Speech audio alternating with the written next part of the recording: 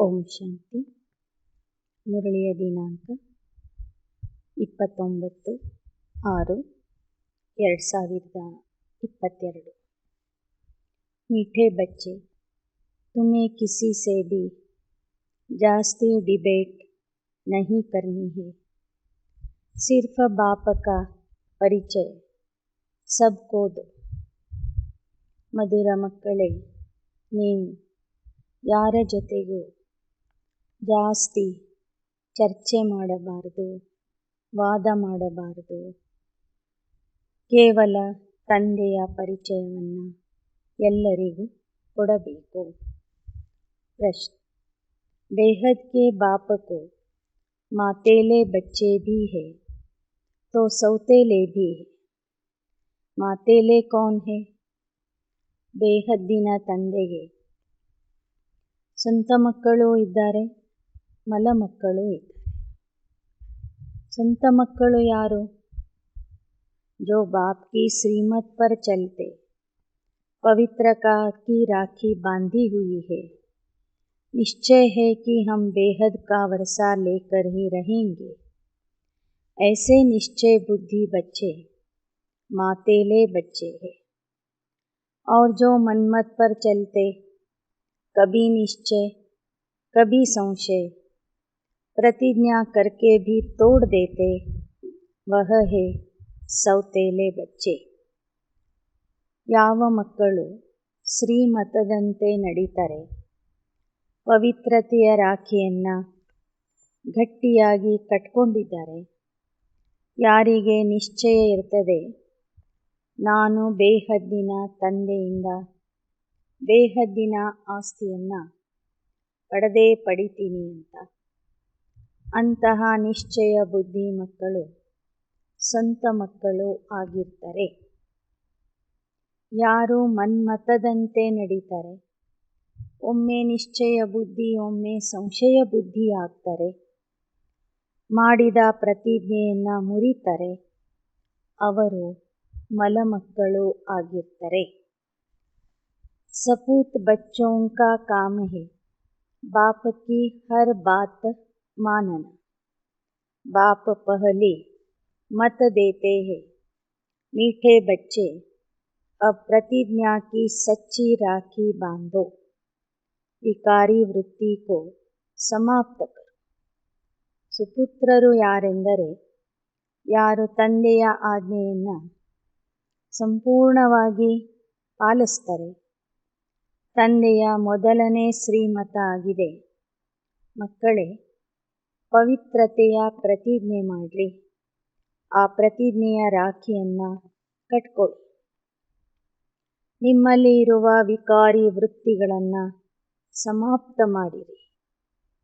ಯಾರು ಈ ಆಜ್ಞೆಯ ಪಾಲನೆ ಮಾಡ್ತಾರೋ ಅವರೇ ಸುಪುತ್ರರು. ಗೀತ: जाग सजनिया जाग, नवयुग आया की आया। ओम शांति. बच्चों ने गीत का अर्थ समझ लिया। नई सृष्टि नया युग और पुरानी सृष्टि पुराना युग.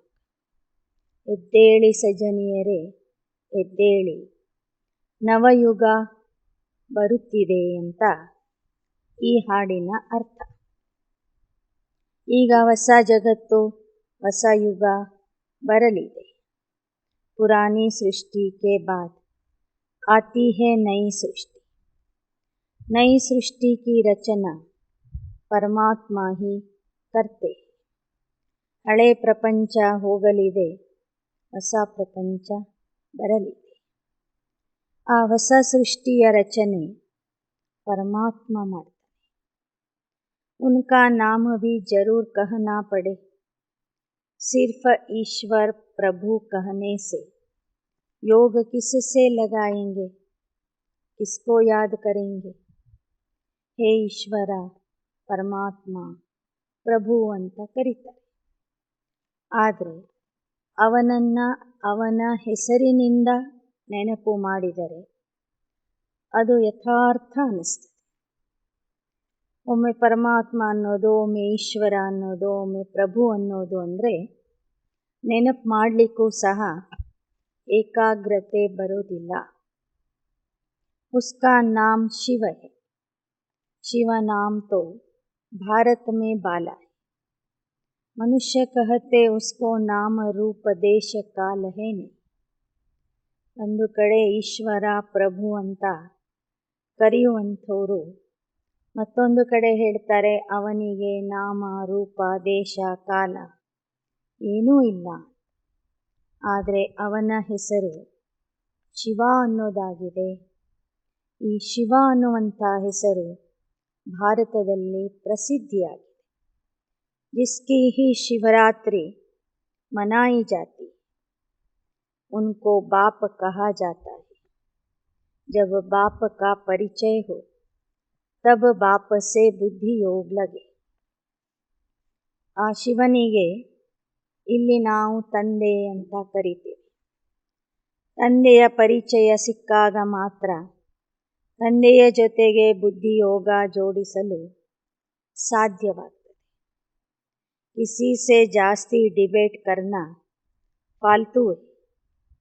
पहले बेहद के बाप का ಪರಿಚಯ ದೇನ.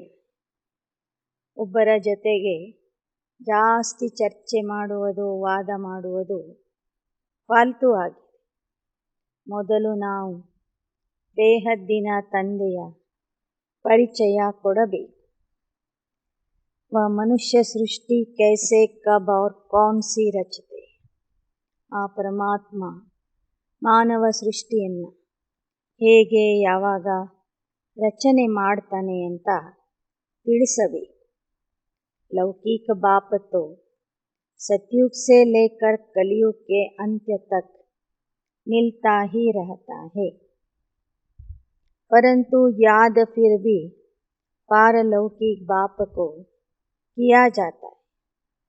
वह है परम धाम में रहने वाला पिता. ಲೌಕಿಕ ತಂದೆ ಸತ್ಯಯುಗದಿಂದ ಕಲಿಯುಗದವರೆಗೂ ಪ್ರತಿ ಜನ್ಮದಲ್ಲೂ ನಮಗೆ ಸಿಗ್ತಾರೆ. ಆದರೆ ಲೌಕಿಕ ತಂದೆ ಇರುವಾಗಲೂ ಸಹ ಭಕ್ತರು ಆ ಪಾರಲೌಕಿಕ ತಂದೆಯನ್ನು ನೆನಪು ಮಾಡ್ತಾರೆ. ಪಾರಲೌಕಿಕ ತಂದೆ ಪರಮಧಾಮದ ನಿವಾಸಿಯಾಗಿದ್ದಾರೆ.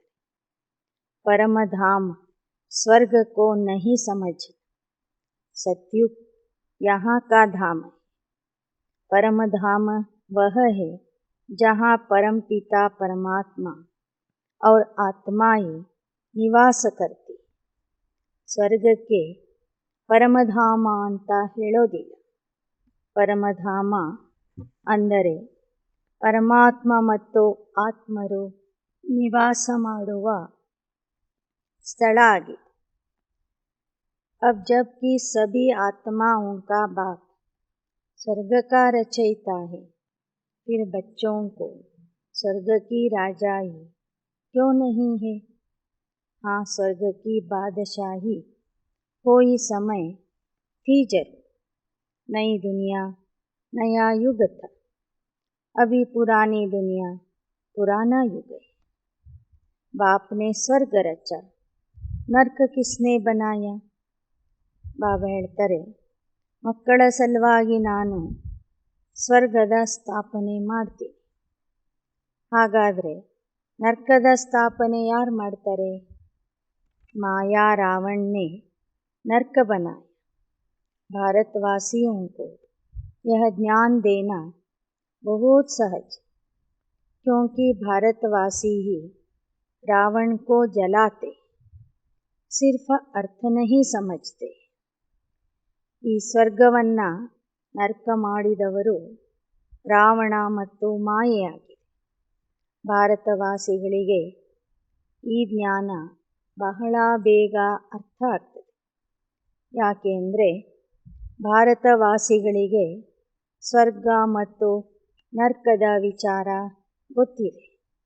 ರಾವಣ ರಾಜ್ಯ ರಾಮರಾಜ್ಯದ ವಿಚಾರ ಗೊತ್ತಿದೆ. ಭಾರತೀಯರೇ ರಾವಣನನ್ನು ಸುಡ್ತಾ ಬಂದಿದ್ದಾರೆ, ಆದರೆ ಅರ್ಥ ತಿಳ್ಕೊಂಡಿಲ್ಲ. भगत भगवान को याद करते, फिर सर्वव्यापी भी कहते।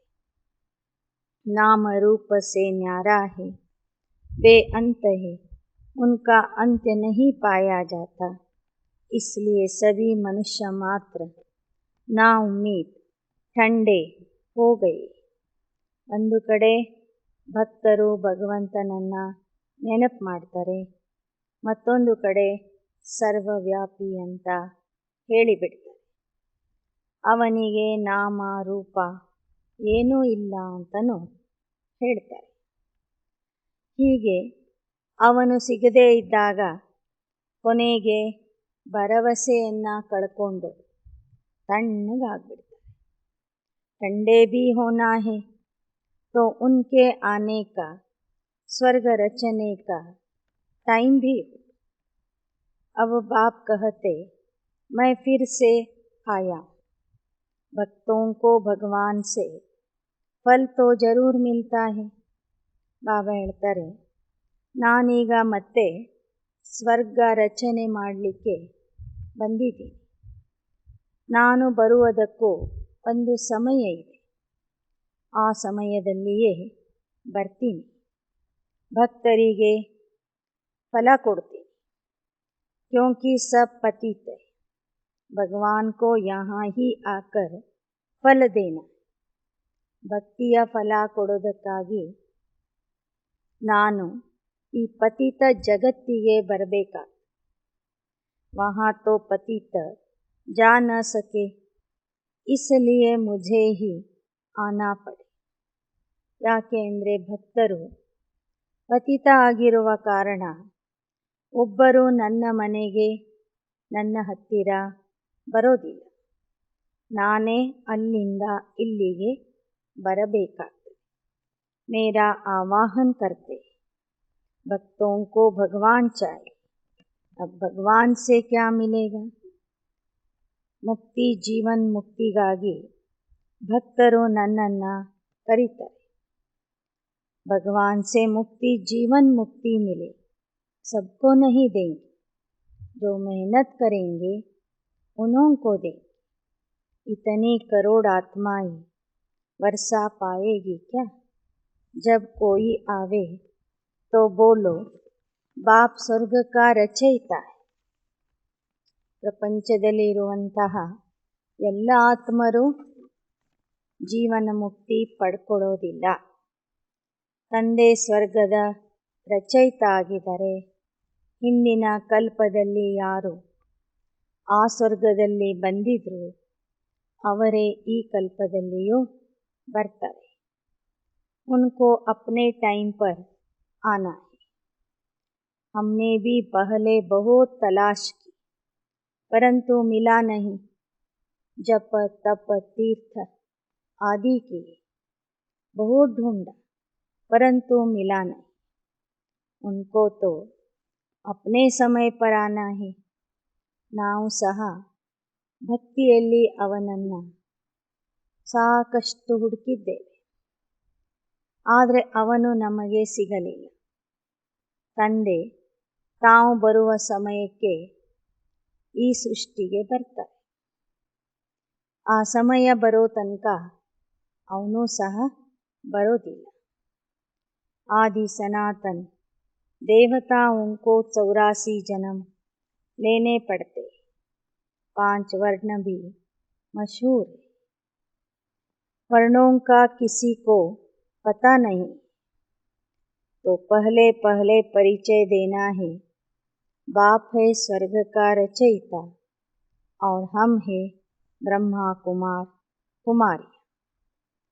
ಬಾಬಾ ಹೇಳ್ತಾರೆ, ವರ್ಣಗಳ ಬಗ್ಗೆನೂ ಜನರಿಗೆ ಗೊತ್ತಿಲ್ಲ. ನಮಗೆ ಮಾತ್ರ 5 ವರ್ಣಗಳ ಬಗ್ಗೆ ಜ್ಞಾನ ಗೊತ್ತಿದೆ. ಆದ್ದರಿಂದ ಮೊದಲು ಯಾರೇ ಬರಲಿ ಪರಿಚಯ ಕೊಡಬೇಕು. ಪರಮಾತ್ಮ ಸ್ವರ್ಗದ ರಚಯಿತ, ಬ್ರಹ್ಮರವರ ಮೂಲಕ ಸ್ವರ್ಗದ ಸ್ಥಾಪನೆ ಮಾಡ್ತಾನೆ. ಆ ಸ್ಥಾಪನೆಯ ಕಾರ್ಯದಲ್ಲಿ ನಾವೆಲ್ಲ ಬ್ರಹ್ಮ ಕುಮಾರ ಕುಮಾರಿಯರನ್ನು ಜೊತೆಗೆ ಸೇರಿಸ್ಕೊಳ್ತಾನೆ. ಬ್ರಹ್ಮ ಮುಖದಿಂದ ಬ್ರಾಹ್ಮಣರನ್ನು ರಚನೆ ಮಾಡಿ ब्रह्मा का बाप है शिव बाप, गोया यह ईश्वर का कुल है. ಬ್ರಹ್ಮನ ತಂದೆ ಶಿವ ಬಾಬಾ ಆಗಿದ್ದಾರೆ. ಆ ಶಿವ ಅಂದ್ರೇ ಈಶ್ವರ. ನಾವು ಈಗ ಈಶ್ವರೀಯ ಕುಲದವರಾಗಿದ್ದೇವೆ. जैसे कृपलानी कुल है, वासवानी कुल होता है, वैसे इस समय तुम्हारा है ಈಶ್ವರೀಯ ಕುಲ. ಹೇಗೆ ಲೌಕಿಕದಲ್ಲಿ ಕೃಪಲಾನಿ ಮನೆತನ, ವಾಸವಾನಿ ಮನೆತನ ಅಥವಾ ಕುಲ ಅಂತ ಇರ್ತದೆ, ಹಾಗೆ ನಮ್ಮದು ಈಶ್ವರೀಯ ಕುಲ ಆಗಿದೆ. राखी का त्योहार भी यहाँ का है. इस समय दशहरा भी संगम युग का है. सब संगम युग की बातें. ರಕ್ಷಾಬಂಧನದ ಹಬ್ಬನೂ ಸಂಗಮ ಯುಗದ ಹಬ್ಬ ಆಗಿದೆ. ದಶಹರಾ ಹಬ್ಬನೂ ಸಂಗಮ ಯುಗದ ಹಬ್ಬ ಆಗಿದೆ. ವಿನಾಶ के बाद फट से दिवाली आती, सबकी जोत जग जाती. कलयुग में सबकी जोत बुझी हुई. ವಿನಾಶದ ನಂತರ ತಕ್ಷಣ ದೀಪಾವಳಿ ಬರ್ತದೆ, ನವಯುಗ ಬರ್ತದೆ. ಅಲ್ಲಿ ಎಲ್ಲರ ಜ್ಯೋತಿ ಬೆಳಗಿರ್ತದೆ. ಕಲಿಯುಗದಲ್ಲಿ ಎಲ್ಲ ಆತ್ಮರ ಜ್ಯೋತಿ ಆರಿದೆ. अब बाप को खिवैया बागवान भी कहते. ब्रह्मा विष्णु शंकर को खिवैया या बागवान नहीं कहेंगे. बाप आकर अपने बगीचे में अपने बच्चों को देखते. उनमें कोई गुलाब है, कोई चंपा है, कोई ಲಿಲಿ ಫ್ಲವರ್.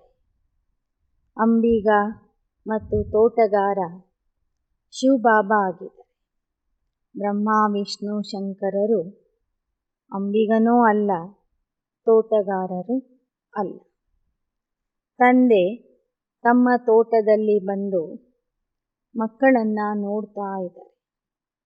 ಮಕ್ಕಳಲ್ಲಿ ಕೆಲವರು ಗುಲಾಬಿ ಹೂ ಆಗಿದ್ದಾರೆ, ಕೆಲವರು ಸಂಪಿಗೆ ಆಗಿದ್ದಾರೆ, ಕೆಲವರು ಲಿಲಿ ಫ್ಲವರ್ ಆಗಿದ್ದಾರೆ. ಹರೇಕ್ ಮೇ ಜ್ಞಾನ ಕಿ ಖುಷ್ಬು. ಪ್ರತಿಯೊಬ್ಬರಲ್ಲಿಯೂ ಜ್ಞಾನದ ಪರಿಮಳ ಇದೆ. तुम अब कांटे से फूल बन रहे. यह है कांटों का जंगल. ಇಲ್ಲಿ ಪ್ರತಿಯೊಬ್ಬರಲ್ಲಿಯೂ ಸಹ ಜ್ಞಾನದ ಸುಗಂಧ ತುಂಬಿದೆ. ನೀವು ಮಕ್ಕಳು ಈಗ ಮುಳ್ಳಿನಿಂದ ಹೂ ಆಗ್ತಾ ಇದ್ದೀರಿ. यह कांटों का जंगल. कितना झगड़ा मारा मारी आदि है, क्योंकि सब निधन के धनी है नहीं, जो उन्हों को मत दे धनी का बनावे. धनी को कोई जानते नहीं, तो धनी को जरूर आना पड़े ना. बाप आकर धन का बनाते. ಬಾಬಾ ಹೇಳ್ತಾರೆ, ಇಲ್ಲಿ ಎಲ್ಲರೂ ನಿರ್ಧನಿಕರಾಗಿದ್ದಾರೆ, ಅನಾಥರಾಗಿದ್ದಾರೆ. ಆದ್ದರಿಂದ ಪರಸ್ಪರ ಹೊಡೆದಾಡ್ತಾ ಇದ್ದಾರೆ, ಜಗಳ ಮಾಡ್ತಾ ಇದ್ದಾರೆ, ಯುದ್ಧ ಮಾಡ್ತಿದ್ದಾರೆ. ಎಲ್ಲರೂ ನಾಸ್ತಿಕರು ಆಗಿಬಿಟ್ಟಿದ್ದಾರೆ. ಈಗ ಧನಿ ಆಗಿರುವಂಥ ಪರಮಾತ್ಮ ಬಂದು ಮಕ್ಕಳನ್ನು ಸಹ ಧನಿಕರನ್ನಾಗಿ ಮಾಡ್ತಾರೆ. मनुष्य चाहते हैं एक धर्म एक राज्य हो, पवित्रता. सतयुग में एक धर्म था न, अब तो दुख धाम. तुम ब्राह्मण वर्ण में ट्रांसफ़र हुए हो, फिर देवता वर्ण में जाएंगे, फिर इस पति सृष्टि पर आएंगे नहीं. भारत सबसे ऊंच खंड है. शिव के मंदिर में जाते हैं न, वह बेहद के बाप का मंदिर क्योंकि बाप ही सद्गति दाता अनाथों को आकर धन का बनाते हैं. ನೀವು ಬ್ರಾಹ್ಮಣರು ಟ್ರಾನ್ಸ್ಫರ್ ಆಗಿ ದೇವತಾ ಧರ್ಮಕ್ಕೆ ಹೋಗ್ತೀರಿ. ಈ ಪತಿತ ಸೃಷ್ಟಿಯಲ್ಲಿ ಮತ್ತೆ ನೀವು ಅರ್ಧಾಕಲ್ಪದವರೆಗೆ ಬರೋದಿಲ್ಲ. ಭಾರತ ಸರ್ವೋಚ್ಚ ಖಂಡ ಆಗಿರ್ತದೆ. ಈ ಭಾರತನೇ ಸರ್ವಶ್ರೇಷ್ಠ ತೀರ್ಥಸ್ಥಾನ ಆಗ್ತದೆ. ಶಿವನ ಮಂದಿರಗಳನ್ನು ಇಲ್ಲಿಯೇ ಕಟ್ಟಿದ್ದಾರೆ. ದೇಹದ್ದಿನ ತಂದೆಯ ಮಂದಿರಗಳನ್ನು ಬಹಳ ವೈಭವದಿಂದ ಕಟ್ಟಿದ್ದಾರೆ. ಯಾಕೆ ಅಂದರೆ ಅವನೇ ಸರ್ವರ ಸದ್ಗತಿದಾತ, ಅನಾಥರನ್ನು ಸನಾಥ ಮಾಡೋನಾಗಿದೆ. यह बातें बाप के सिवाय कोई समझा न सके और वह सब है भक्ति सिखलाने वाले. वहाँ ज्ञान की बात है नहीं. ಬಾಬಾ ಹೇಳ್ತಾರೆ, ಉಳಿದವರು ಭಕ್ತಿಯನ್ನು ಕಲಿಸ್ತಾ ಇದ್ದಾರೆ, ಅಲ್ಲಿ ಜ್ಞಾನದ ವಿಚಾರ ಯಾರೂ ಹೇಳೋದಿಲ್ಲ. ಇಲ್ಲಿ ज्ञान सागर सद्गति दाता एक ही. मनुष्य कब सद्गति के लिए गुरु बन न सके. ज्ञान सागर सद्गति दाता ಪರಮಾತ್ಮ ಒಬ್ಬನೇ ಇದ್ದಾರೆ. ದೇಹಧಾರಿ ಗುರುಗಳು ಯಾರಿಗೂ ಸದ್ಗತಿ ಕೊಡೋದಿಲ್ಲ. ऐसे तो कोई हुनर सिखलाने वाले को गुरु कह देते, परंतु वह गुरु सारी सृष्टि की सद्गति कर नहीं सकते. ಯಾವುದೇ ಒಂದು ವಿದ್ಯೆ ಕಲಿಸುವಂಥವನು ಆ ವಿದ್ಯಾರ್ಥಿಗಳಿಗೆ ಗುರು ಆಗ್ತಾನೆ. ಆದರೆ ಆ ದೇಹಧಾರಿ ಗುರುಗಳು ಜಗತ್ತಿಗೆ ಗುರು ಆಗೋದಿಲ್ಲ, ಸದ್ಗತಿನೂ ಕೊಡೋದಿಲ್ಲ. कहते हैं हमको साधु आदि से शांति मिलती, परंतु अल्पकाल के लिए. फिर सन्यासी कहते स्वर्ग का सुख तो कागविष्ठा के समान. फिर सन्यासियों द्वारा जो शांति मिली वह भी कागविष्ठा के समान ही होगी. ಕೆಲವರು ಹೇಳ್ತಾರೆ, ನಮಗೆ ಸಾಧು ಸಂತರಿಂದ ಶಾಂತಿ ಸಿಗ್ತದೆ, ಆದರೆ ಅದು ಅಲ್ಪಕಾಲದ ಶಾಂತಿಯಾಗಿರ್ತದೆ. ಸ್ವತಃ ಸನ್ಯಾಸಿಗಳೇ ಹೇಳ್ತಾರೆ, ಸುಖ ಅನ್ನೋದು ಕಾಗವಿಷ್ಠೆಗೆ ಸಮಾನ. ಅಂದ ಮೇಲೆ ಸನ್ಯಾಸಿಗಳಿಂದ ಏನು ಅಲ್ಪಕಾಲದ ಶಾಂತಿ ಸಿಗ್ತಾ ಇದೆ, ಅದು ಕಾಗವಿಷ್ಠೆಗೆ ಸಮಾನ ಅಂತಲೇ ಹೇಳಬೇಕು. ಮುಕ್ತಿ ತೋ ದೇತೆ ನಹಿ, ಮುಕ್ತಿ ಜೀವನ್ ಮುಕ್ತಿ ದಾತ ಏಕ ಬಾಪ. ದೇಹಧಾರಿ ಗುರುಗಳು ಯಾರಿಗೂ ಮುಕ್ತಿ ಕೊಡೋದಿಲ್ಲ. ಮುಕ್ತಿ ಜೀವನ್ ಮುಕ್ತಿಯ ದಾತ ಪರಮಾತ್ಮ ಒಬ್ಬನೇ ಆಗಿದ್ದ. श्री कृष्ण से सभी का बहुत प्यार है, परंतु उसको पूरा जानते नहीं. बाप समझाते सत्ययुग कृष्णपुरी थी, अब तो कंसपुरी हो गई. ಶ್ರೀಕೃಷ್ಣನಿಗೆ ಎಲ್ಲರೂ ಪ್ರೀತಿ ಮಾಡ್ತಾರೆ, ಆದರೆ ಕೃಷ್ಣನ ಸಂಪೂರ್ಣ ಪರಿಚಯನೇ ಅವರಿಗೆ ಗೊತ್ತಿಲ್ಲ.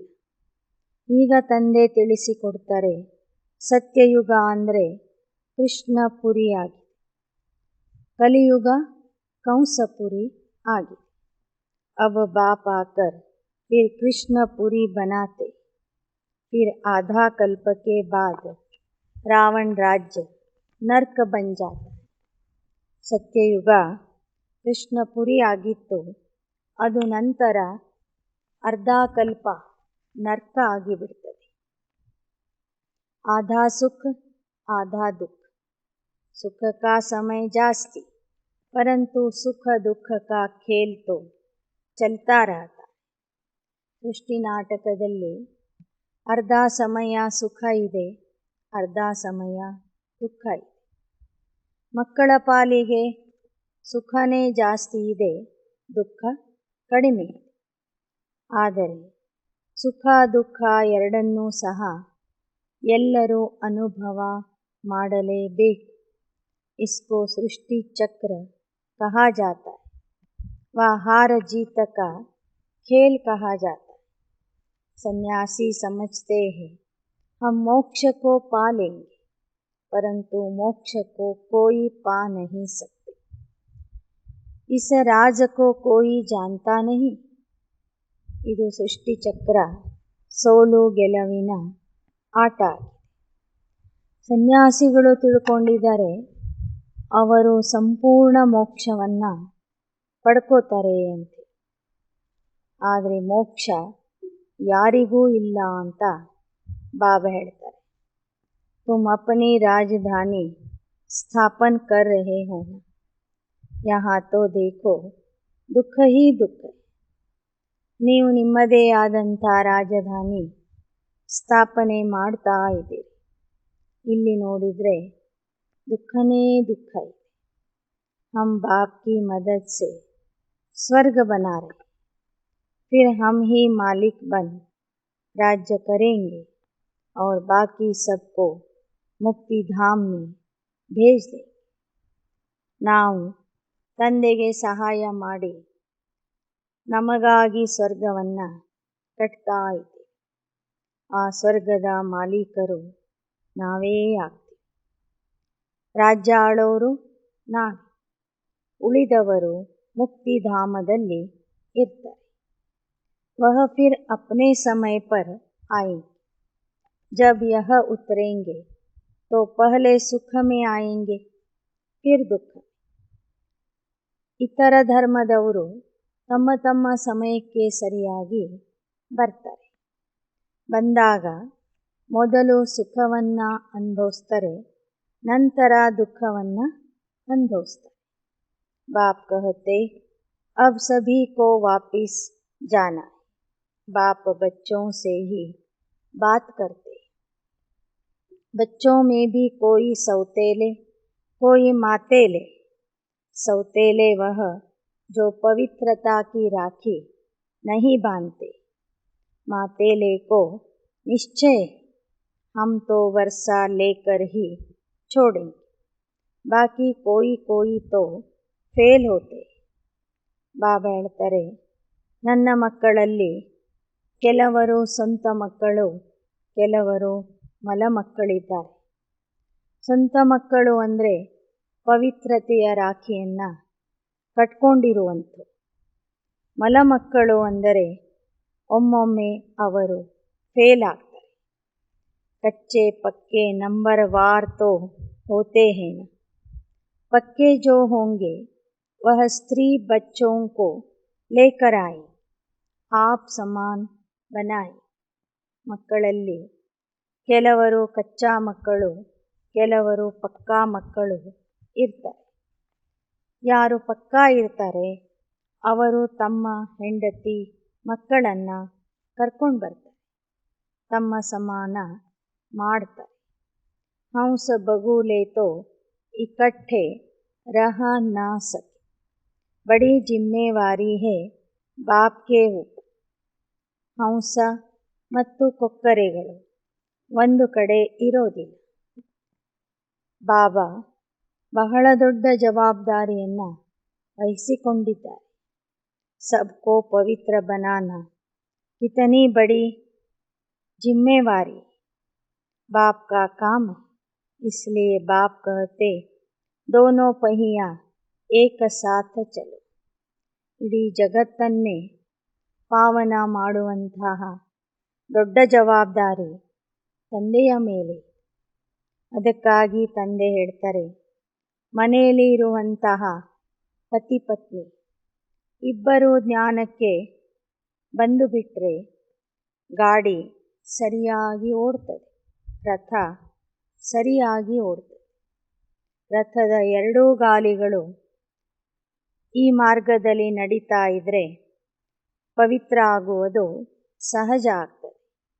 ಹಮ್ ದೋನೋ ಪವಿತ್ರತಾ ಕಾ ಹತಿಯಾಲ ಬಾಂಧತೆ. स्त्री और पति साथ साथ चलते तो गाड़ी ठीक चलती। कहेंगे हम पवित्र बन बाप से वर्षा जरूर लेंगे। ब्रह्मा के बच्चे बने तो भाई बहन हो गए, फिर क्रिमिनल असॉल्ट हो न सके, विकार में जा न सके। यह ईश्वरीय लॉ कहता है। अब बाप कहते विष पीने पिलाने की वृत्ति तोड़ देनी। हम एक दो को ज्ञान अमृत पिलाएं। ಸತಿ ಪತಿ ಇಬ್ಬರು ಜ್ಞಾನದಲ್ಲಿದ್ದರೆ ಪರಸ್ಪರ ಪವಿತ್ರತೆಯ ಕಂಕಣ ಕಟ್ಕೊಳ್ತಾರೆ. ಬ್ರಹ್ಮನ ಮಕ್ಕಳು ಸೋದರ ಸೋದರಿ ಅಂತ ತಿಳ್ಕೊಳ್ತಾರೆ. ಅವರು ವಿಕಾರದಲ್ಲಿ ಹೋಗೋದಿಲ್ಲ. ವಿಷ ಕುಡಿಸುವುದನ್ನು ನಿಲ್ಲಿಸ್ತಾರೆ. ಇಬ್ಬರೂ ಸೇರಿ ಜ್ಞಾನ ಅಮೃತ ಕುಡಿತಾರೆ. ಏಕ್ ದೋ ಕೋ ज्ञान अमृत पिलाएंगे। हम बाप से स्वर्ग का वर्षा लेंगे। सपूत बच्चों का काम है बाप का कहना मानना। जो नहीं मानते वह कपूत ही ठहरे। ಸುಪುತ್ರರ ಕೆಲಸ ಆಗಿದೆ ತಂದೆಯ ಮಾತನ್ನು ಕೇಳೋದು. ಕುಪುತ್ರರು ತಂದೆಯ ಮಾತನ್ನು ಕೇಳೋದಿಲ್ಲ. कपूत बच्चों को वर्षा देने में बाप जरूर आनाकानी करेंगे. ಕುಪುತ್ರರು ಆಸ್ತಿ ತಗೊಳ್ಳುವಾಗ ಹಿಂದೆ ಮುಂದೆ ನೋಡ್ತಾರೆ. तुम ब्राह्मण देवता बनने वाले, तुम्हें अपनी स्त्री को भी ज्ञान अमृत पिलाना चाहिए. जैसे छोटे बच्चों को नाक पकड़कर दवाई पिलाई जाती. स्त्री को कहो पति तुम्हारा गुरु ईश्वर है ना, तो जरूर हम तुम्हारी सद्गति करें. ಹೇಗೆ ಚಿಕ್ಕ ಮಕ್ಕಳಿಗೆ ಮೂಗಿಡಿದು ಔಷಧಿ ಕುಡಿಸ್ತಾರೆ, ಹಾಗೆ ಗಂಡ ಆದವನು ಹೆಂಡತಿಗೆ ಹೇಳಬೇಕು, ನಾನೇ ನಿನಗೆ ಪತಿ ಈಶ್ವರ ಗುರು ಆಗಿದೆ, ನಾನೇ ನಿನಗೆ सदगति ಕೊಡ್ತೀನಿ. तो पुरुष झट स्त्री को आप समान बना सकता है. ನಾನು ಯಾವ ಸದ್ಗತಿಯ ಮಾರ್ಗದಲ್ಲಿ ನಡೀತಾ ಇದ್ದೀನಿ ಅದೇ ಮಾರ್ಗದಲ್ಲಿ ನೀನೂ ಬರಬೇಕು ಅಂತ ಪುರುಷರು ತಮ್ಮ ಸತಿಯರನ್ನು ಪತ್ನಿಯರನ್ನು ಒಪ್ಪಿಸಬಹುದು ಮತ್ತು ತಮ್ಮ ಸಮಾನ ಮಾಡಬಹುದು. स्त्री पुरुष को जल्दी नहीं बना सके, इसलिए अबलाओं पर बहुत अत्याचार होते. बच्चियों को बहुत मार खानी पड़ती.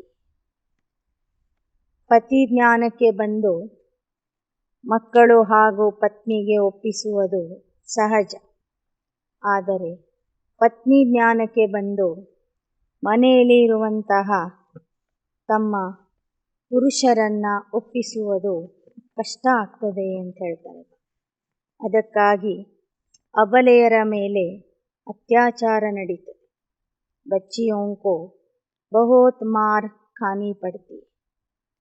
ಮಾತೆಯರು ಮಾತ್ರ ಜ್ಞಾನ ಮಾರ್ಗದಲ್ಲಿ ನಡೀತಾ ಇದ್ರೆ ಮತ್ತು ಅವರ ಪರಿವಾರದವರು ಜ್ಞಾನಕ್ಕೆ ಬರದೇ ಇದ್ದರೆ ಅಂಥ ಮಾತೆಯರು ಬಹಳ ಸಹನೆ ಮಾಡಬೇಕಾಗ್ತದೆ.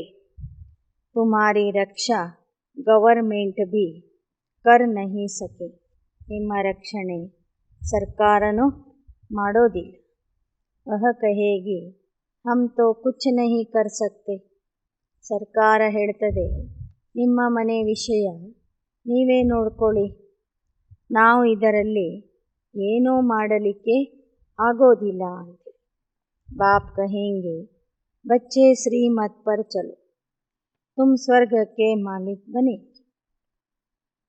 ಬಾಬಾ ಹೇಳ್ತಾರೆ, ಇಬ್ಬರೂ ನೀವು ಶ್ರೀಮತದಂತೆ ನಡೆದಿದ್ದೇ ಆದರೆ ಇಬ್ಬರು ಸ್ವರ್ಗದ ಮಾಲೀಕ ಆಗ್ತೀರಿ. वहाँ तो लौकिक बाप से हद का वर्षा लेते, यहाँ सपूत बच्चे बेहद के बाप से बेहद का वर्षा लेते। इसको कहा जाता है दुखधाम। यहाँ तो तुमको सोना भी नहीं पहनना, क्योंकि इस समय तुम ಬೆಗ್ಗರ್. ಬಾಬಾ ಹೇಳ್ತಾರೆ, ಲೌಕಿಕದ ಮಕ್ಕಳಿಗೆ ಲೌಕಿಕ ತಂದೆಯಿಂದ ಆಸ್ತಿ ಸಿಗ್ತದೆ, ಪಾರಲೌಕಿಕ ತಂದೆಯಿಂದ ಪಾರಲೌಕಿಕ ಮಕ್ಕಳಿಗೆ ಆಸ್ತಿ ಸಿಗ್ತದೆ. ಇಲ್ಲಿರುವುದು ದುಃಖಧಾಮ. ಲೌಕಿಕದ ತಂದೆ ದುಃಖದ ಆಸ್ತಿಯನ್ನು ಕೊಡ್ತಾ ಇದ್ದಾರೆ, ಪರಮಾತ್ಮ ತಂದೆ ಸುಖದ ಆಸ್ತಿಯನ್ನು ಕೊಡ್ತಾನೆ. यहाँ तो तुमको सोना भी नहीं पहनना, क्योंकि इस समय तुम बेगर हो. दूसरे जन्म में तुमको एकदम सोने के महल मिलते हैं, रत्न जड़ित महल होंगे. ಇಲ್ಲಿ ಬಂಗಾರ ಹಾಕ್ಕೊಳ್ಳುವಂತೆ ಇಲ್ಲ, ಮತ್ತು ಹಾಕ್ಕೊಳ್ಬೇಕಂದ್ರೂ ಕೆಲವರಿಗೆ ಬಂಗಾರ ಸಿಗೋದಿಲ್ಲ. ಆದರೆ ನಿಮ್ಮ ಭವಿಷ್ಯದ ಜನ್ಮಗಳಲ್ಲಿ ನೀವು ಬಂಗಾರದ ಅರಮನೆಗಳಲ್ಲಿ ವಾಸ ಮಾಡ್ತೀರಿ, ರತ್ನಜಡಿತವಾದ ಅರಮನೆಗಳಲ್ಲಿ ನೀವು ವಾಸ ಮಾಡ್ತೀರಿ, ಚಿನ್ನದ ಜಗತ್ತಿನ ಮಾಲೀಕ ಆಗಿರ್ತೀರಿ. भक्ति मार्ग में सिर्फ भावना का फल देता, वह जानते नहीं कि श्री कृष्ण की आत्मा कहाँ है, गुरु नानक की आत्मा कहाँ. तुम जानते कि वो सब पुनर्जन्म लेते लेते तमो प्रधान बन गए हैं. वह सृष्टि चक्र के अंदर ही सबको तमो प्रधान बनना है. अंत में बाप आकर फिर सभी को वापिस ले जाते हैं. ಬಾಬಾ ಹೇಳ್ತಾರೆ, ಕೃಷ್ಣನ ಆತ್ಮ ಎಲ್ಲಿದೆ, ಗುರುನಾನಕರ ಆತ್ಮ ಎಲ್ಲಿದೆ, ಧರ್ಮಸ್ಥಾಪಕರ ಆತ್ಮರು ಎಲ್ಲಿದ್ದಾರೆ ಅನ್ನೋದು ಜನರಿಗೆ ಗೊತ್ತಿಲ್ಲ. ಆದರೆ ನಿಮಗೆ ಗೊತ್ತಾಗಿದೆ, ಆ ಎಲ್ಲ ಆತ್ಮರು ಪುನರ್ಜನ್ಮದಲ್ಲಿ ಬಂದು ಕೊನೆಗೆ तमो प्रधान ಆಗಿದ್ದಾರೆ. अंत्य में बाप आकर फिर सभी को वापिस ले जाते हैं. ಕೊನೆಗೆ ಪರಮ ಪವಿತ್ರ ಆಗಿರುವಂತಹ ಪರಮಾತ್ಮನೇ ಬಂದು ಎಲ್ಲರನ್ನೂ ಪಾವನ ಮಾಡಿ ಕರ್ಕೊಂಡು ಹೋಗ್ತಾನೆ. ಅಚ್ಚ मीठे मीठे सिकी लदे बच्चों प्रति मात पिता बाप दादा का याद प्यार और गुड मॉर्निंग. रूहानी बाप की रूहानी बच्चों को नमस्ते. रूहानी बच्चों की रूहानी बाप दादा को याद प्यार, गुड मॉर्निंग और नमस्ते नमस्ते नमस्ते. धारणೆಗಾಗಿ ಮುಖ್ಯಾಂಶಗಳು. अब पवित्रता का हथियाला बांधना है. देह अभिमान को छोड़ विकारी वृत्तियों को चेंज करना. ಪವಿತ್ರತೆಯ ಕಂಕಣ ಕಟ್ಕೊಳ್ಬೇಕು. ದೇಹ ಅಭಿಮಾನವನ್ನು ಬಿಟ್ಟು ವಿಕಾರಿ ವೃತ್ತಿಗಳನ್ನು ತ್ಯಜಿಸಬೇಕು, ಪರಿವರ್ತನೆ ಮಾಡಿಕೊಳ್ಳಬೇಕು. 2. बाप की श्रीमत पर चल सपूत बच्चा बनना. ज्ञान अमृत पीना और पिलाना. स्वयं में ज्ञान की खुशबू धारण कर खुशबूदार फूल बनना. ತಂದೆಯ ಶ್ರೀಮತದಂತೆ ನಡೆದು ಸುಪುತ್ರ ಆಗಬೇಕು. ಜ್ಞಾನ ಅಮೃತ ಕುಡಿಬೇಕು, ಬೇರೆಯವರಿಗೂ ಕೊಡಬೇಕು. ತಮ್ಮಲ್ಲಿ ಜ್ಞಾನದ ಪರಿಮಳವನ್ನು ಧಾರಣೆ ಮಾಡಿಕೊಂಡು ಸುಗಂಧಭರಿತವಾದ ಪರಿಮಳಭರಿತವಾದ ಹೂ ಆಗಬೇಕು. वरदान. यथार्थ याद और सेवा के डबल लॉक द्वारा निर्विघ्न रहने वाले ಫೀಲಿಂಗ್ ಪ್ರೂಫ್ ಭವ. ಯಥಾರ್ಥ ನೆನಪು ಮತ್ತು ಸೇವೆ ಡಬಲ್ ಲಾಕ್ ಅಥವಾ ಬೀಗ ಹಾಕಿ ನಿರ್ವಿಘ್ನ ಸ್ಥಿತಿಯಲ್ಲಿ ಇರುವಂತಹ ಫೀಲಿಂಗ್ ಪ್ರೂಫ್ ಆಗಬೇಕು.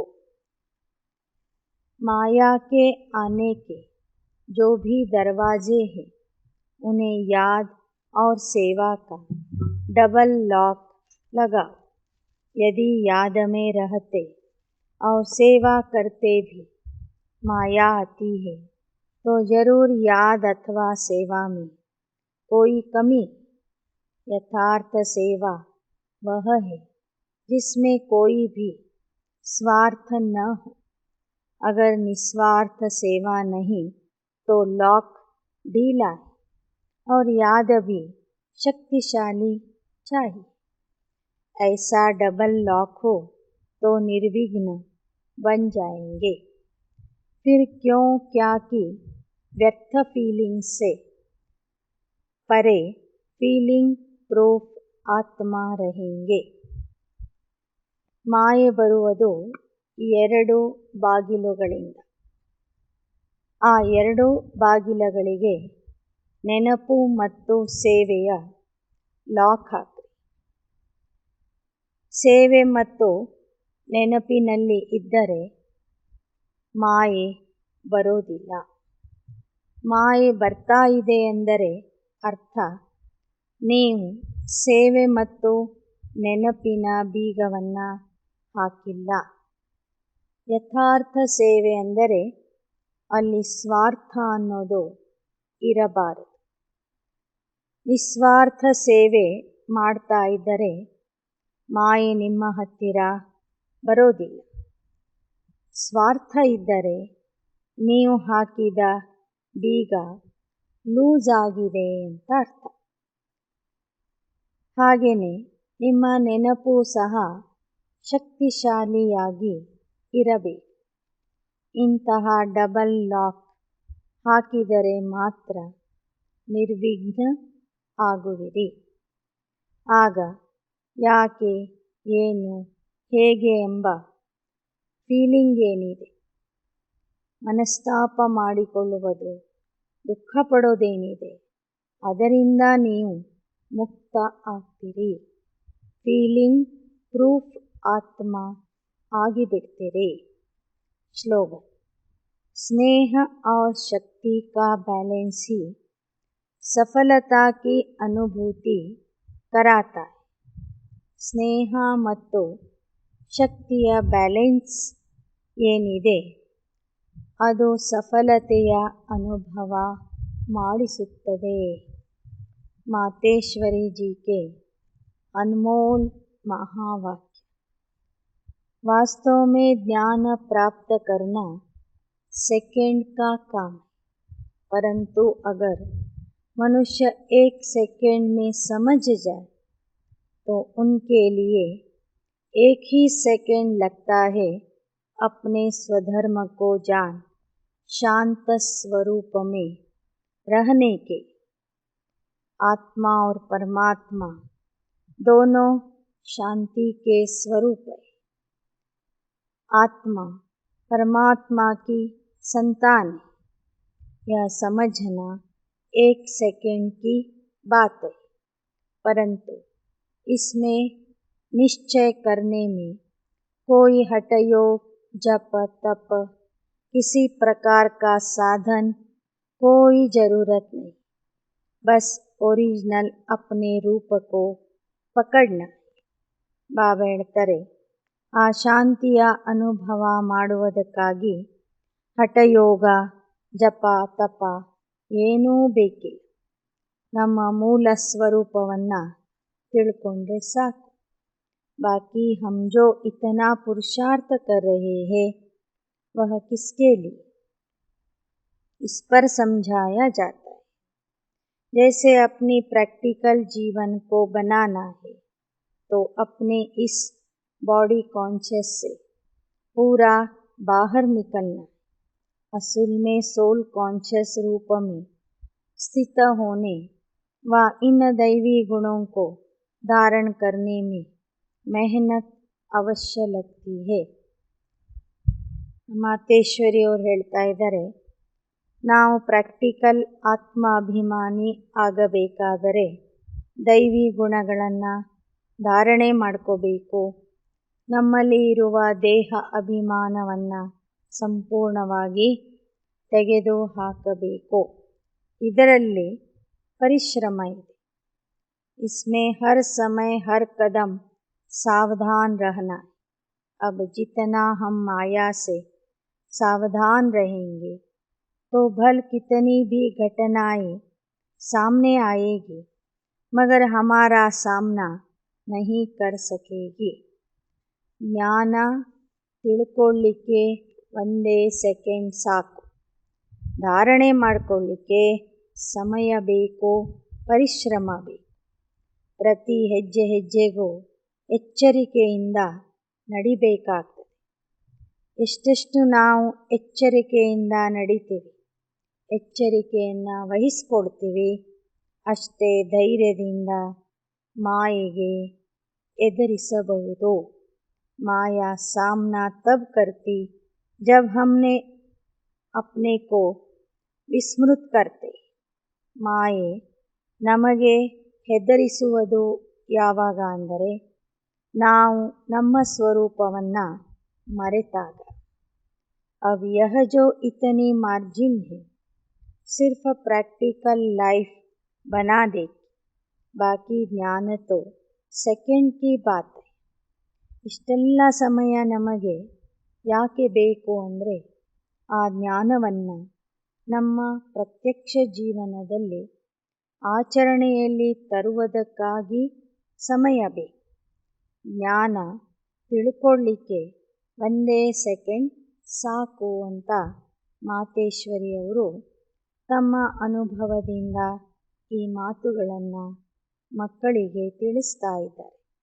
ಅಚ್ಚಾ, ಓಂ ಶಾಂತಿ, ಓಂ ಶಾಂತಿ, ಓಂ ಶಾಂತಿ.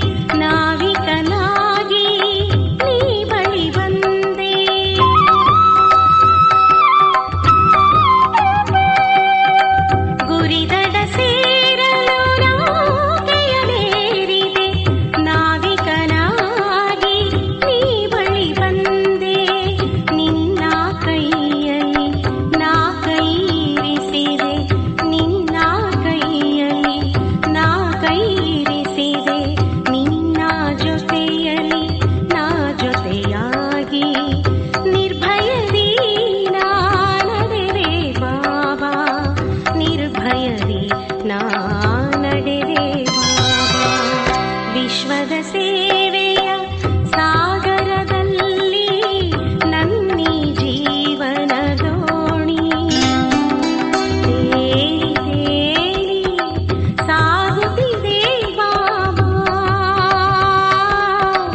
ಸಾಗುತ್ತಿದೆ ಬಾಬಾ.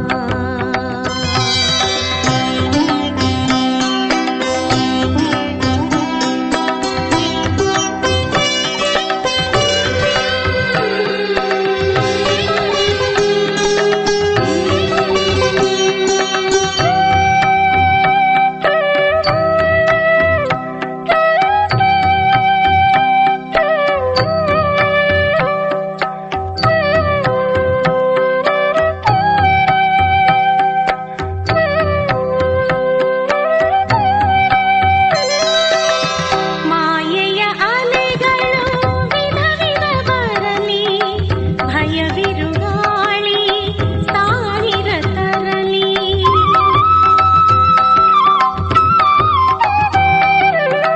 ಮಾಯೆಯ ಅಲೆಗಳು ವಿಧ ವಿಧ ಬರಲಿ, ಭಯವಿರುಗಾಳಿ ಸಾವಿರ ತರಲಿ. ಸಾವಿನ ಸುಳಿಯು ಎದುರಲೇ ಇರಲಿ, ಸಾವಿನ ಸುಳಿಯು ಎದುರಲೇ ಇರಲಿ. ದೃಢ ನಿಶ್ಚಯವು ನನ್ನದು, ಮುಳುಗಿಸಿ ನೀನೆಂದು ಬಾಬಾ, ಮುಳುಗಿಸಿ ನೀನೆಂದು. ವಿಶ್ವದ ಸೇವೆಯ ಸಾಗರದಲ್ಲಿ ನನ್ನಿ ಜೀವನ ದೋಣಿ ತೇಲಿ ಸಾಗುತ್ತಿದೆ ಬಾಬಾ, ಸಾಗುತ್ತಿದೆ ಬಾಬಾ. ವಿಶ್ವದ ಸೇವೆ